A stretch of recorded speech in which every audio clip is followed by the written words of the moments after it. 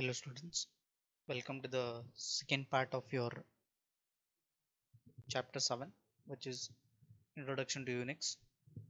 In this session we will be discussing the topics like types of shell programming, and we'll be discussing some of the basic commands.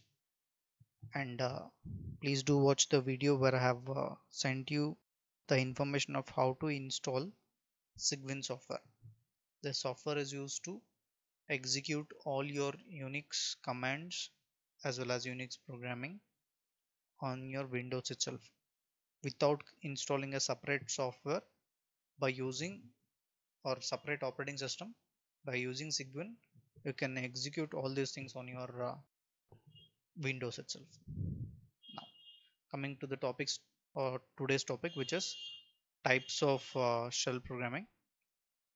So types of shell programming we have is basically we have these four types, which is Bourne shell, Corn shell, C shell, and Bourne again shell.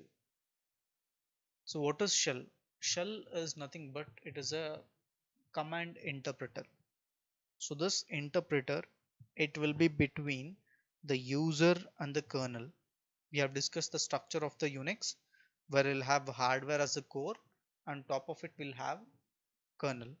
So kernel will be responsible for all the type of Unix operating system management, like device management, memory management, all the kind of process creation, scheduling, everything will be managed by your kernel. Now whenever user wants to create any functions that belongs to or that depends on these kind of functions like device management, process management or something like that, those things will be handled by or interpreted by shell also, which is an interpreter. So we have first type of shell which is called as Bourne shell. So Bourne shell was developed at AT&T Bell Labs. So this is where we have also seen it as we have developed, or the development of Unix operating system also was done. At the same lab, we have first type of interpreter or command interpreter called as Bourne shell, which will be represented as SH. Okay, SH is nothing but just a shell programming. Now it is first shell ever written. It was very simple and does not have any modern features. Okay, so it does not contain any modern features. It is just built with the basic features. And next we'll come across Corn shell, so which was developed the same lab but by a person called as David Corn. David Corn was the person who has developed this kind of shell programming or command interpreter called as Corn shell.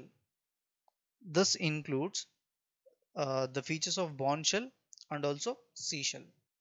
Okay, so it is not a free version, whereas this Bourne shell what we are using, that was a free software. Okay, Corn shell is not a free version, where Bourne shell was a free software. And coming to the uses of it, uses VI keystrokes. That is nothing but whenever you using the keyboard, the way you use in Unix will have some different implementation. So that is, it will also support VI keystrokes in Corn shell. And next type of shell we have is C shell. C shell, it was created by Bill Joy and it was released under BSD. BSD is nothing but it was one of the kind of software that was built for distributing or built for creating Unix based operating systems. Okay, next it is the C shell is similar to that of our C programming language. The syntax and everything will be similar to our C programming what we learned in your first semester. Now coming for the last type of shell we have is Bourne shell. So it is a default shell for Linux based operating systems. All the Linux based operating systems will be using Bourne again shell, which is an open source again. As we discussed, open source is the software which is freely available, which can be used by any user freely. Okay, and it was developed by BrainFox, who was the developer of Bourne shell, and it is based on B shell language, and it also have the features of both C shell as well as Corn shell. Okay, so these are the first or important types of shells. Other two types of command interpreters or shell interpreters is like Z shell and TC shell. So Z shell was a bit different. It was used only for interactive login, so for login of the user, and with a powerful command interpreter for shell scripting. So for writing shell programming, shell based programming if you want to write. So for that programming language, we'll be using this uh, Z shell. And coming for TC shell, TC shell is a again a command interpreter, which is having a features like command line completion as well as editing. In the sense, it is just like when you try to write a command, automatically it will try to complete that command completely. Okay, in the sense, if you just write something like printf, it will automatically, like, the opening brackets, closing brackets, semicolon and double quotes, everything will be written automatically. So those type of features will be implemented in TC shell. So it is an alternative for C shell.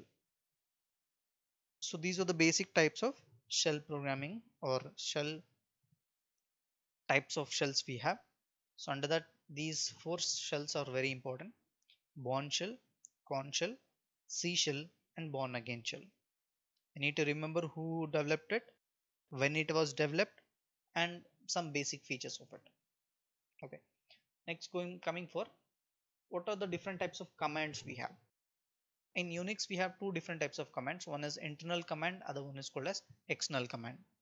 Internal commands are directly executed by your shell itself. Shell programming itself, it is going to execute your um, commands, that is commands whatever you're going to give. So that is shell programming or internal commands. Now, so it does not create a separate process. Separate process is not built, or separate process has not been created when you use internal commands. One of the example of internal command is like cd command, date command, or those kind of commands, which are printf, echo. These kind of commands will not create one more process. Whereas external commands are the commands. These commands will create an external process, and these commands are executed by kernel. One of the example or one of the command that is used for one of the example for external commands is ls command. So ls stands for, it is going to list out the set of files that you have in the program. Okay, so we'll going to execute some of these commands in this session itself. So as we have installed the Cygwin, so we'll see how to execute this commands also. So you can see some general purpose commands that we have. uh, so we'll see some general purpose commands here, which is like echo command, printf, calendar, as well as date. We'll execute these four commands in this session. In the next session, we'll be increasing the number of commands that we are going to execute. So I'll just skip this and I'll go to Cygwin. So this is our software called as Cygwin that we have already installed. I'll just open this again, so that will be very clear for us.